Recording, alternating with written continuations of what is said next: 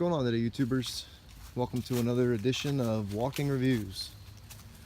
So today we're going to be taking a look at a custom knife, and this is one that I am extremely pleasantly surprised with the quality. I've had knives from this maker before. This is an Andre Thorburn, and it's the L36 model. At first glance, this looks like an art knife, and I definitely understand the appeal here. I mean, the incredible work done on the bolsters, the beautiful look of the C-Tech, everything's jeweled, the titanium liners, all the file work done on the back here.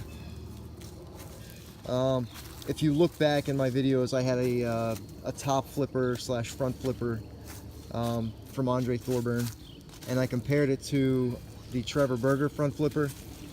And as far as the front flippers went, I definitely prefer Trevor's work.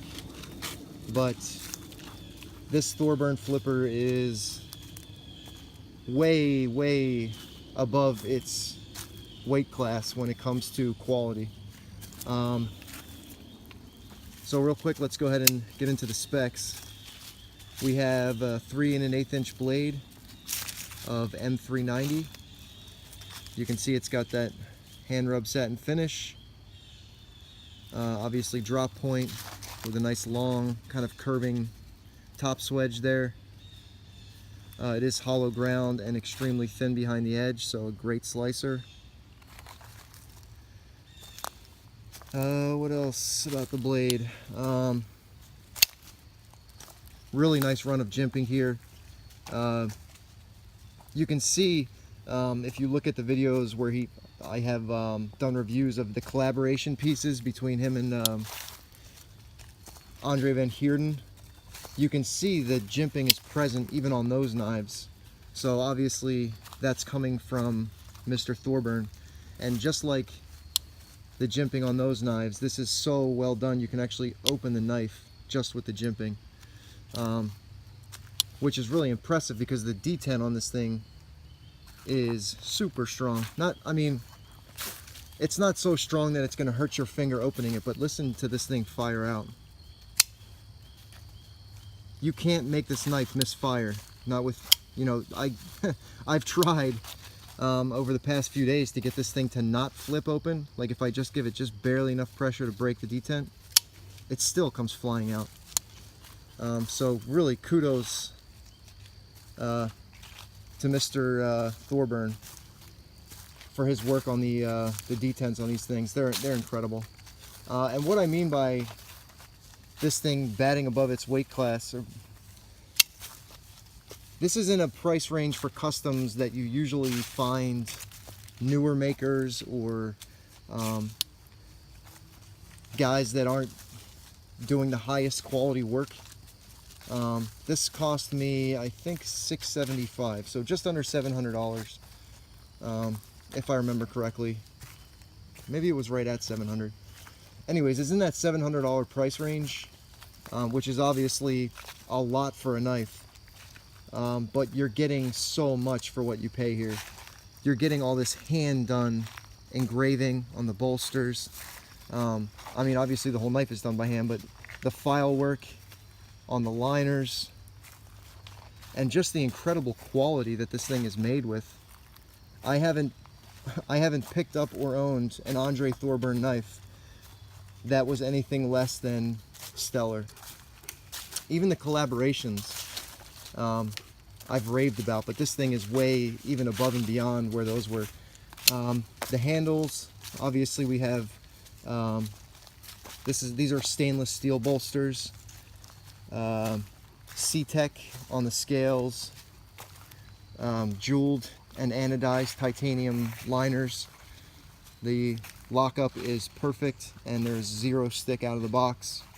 Not too much tension, not too little tension.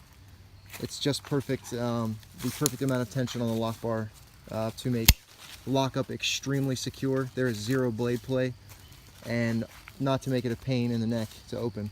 There's also just enough of a relief cut here that it's easy to get to.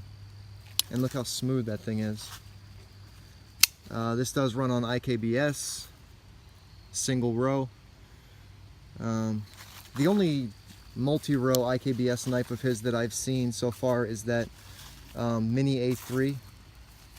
But this thing is just as smooth as the Mini A3, and yet it fires just as hard as the A5 that I did a video on.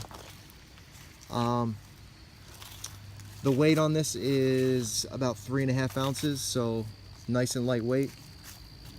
It does have this titanium pocket clip. This is probably the weakest point of the knife right here.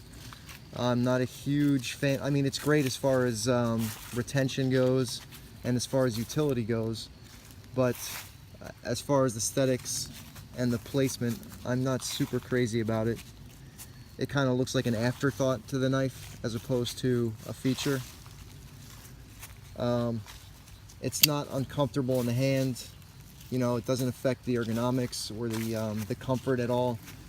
And speaking of ergonomics and comfort, this thing is supremely comfortable. You have just the right amount of handle that it fills in your hand without, you know, being gigantic. It's not too thick and it's not too skinny, if that makes sense.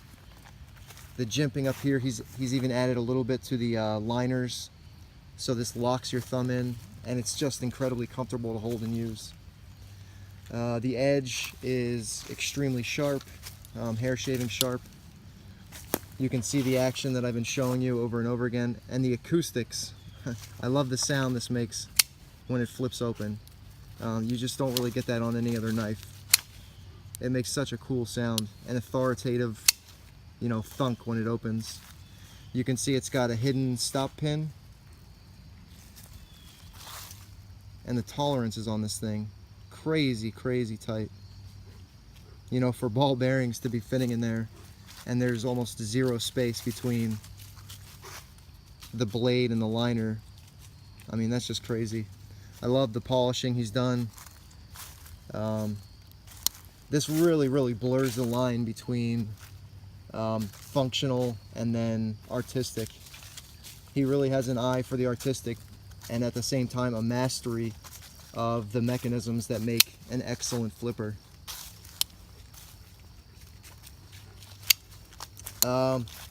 As far as good and bad goes, I've been raving about the knife, so obviously you can pick up on the good. And the one ding I will give it is the pocket clip placement. It does feel kind of like an afterthought, just kind of thrown on there.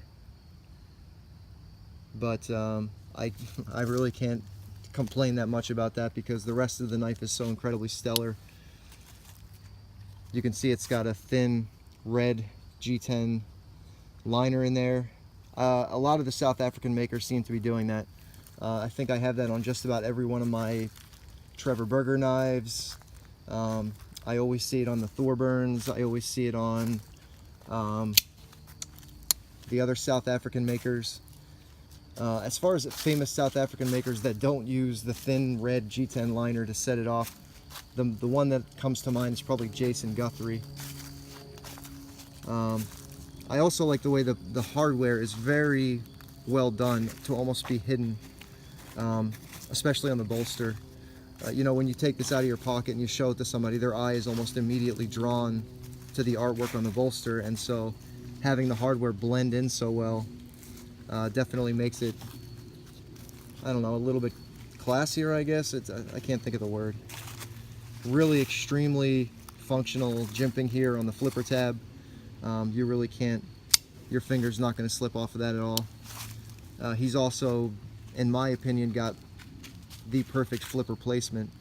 It's up high enough so that it doesn't affect the ergonomics here, while at the same time being placed ideally for flipping. When I see flipper tabs that are down here, it really makes me wonder what the knife maker was thinking. You're losing so much momentum, you know, that helps flip the knife open well when the flipper is placed down that low. Anyways, that's just a little side rant there. The fit and finish on this knife, as you can see for yourselves, the centering is dead on. Everything has been gone over. All the edges are rounded. Everything on this knife has had attention put into it. The back spacer is G10, black G10. The C-Tech is pretty much flawless. Not pretty much, it is flawless. You can see the hardware sits perfectly flush, so you don't feel it at all when you're running your fingers over it. Yeah, just an incredibly, I say that word a little bit too much, but it's just an incredibly well-made knife.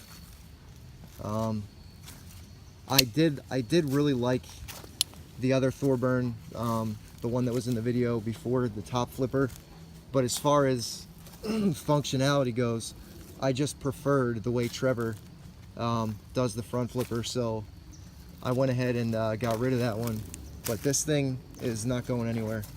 This is probably top 2 best flippers I've ever handled in my life. Action, aesthetics, everything. This knife has it all. Super smooth, super fast. I would put this up against anything else on the market as far as value for your dollar. The Shirogorov Neon, those things are going for, you know, well over $700, and it's a production knife. Are they well made? Yeah, they're very well made, but this thing is easily just as well made, and the action and smoothness is on par, if not better. I think the flipping action and speed is better than the Shirogorov, and the smoothness is right on par. So if you ever get a chance to try out one of Andre Thorburn's flippers, I mean, the collaboration pieces are great. I'm a fan of them. That's why I own 2 of them. But just Andre by himself, you're going to be blown away. I will guarantee that you will be blown away by his work if you give it a shot. Alright guys, this video has gone long already. I'm done gushing.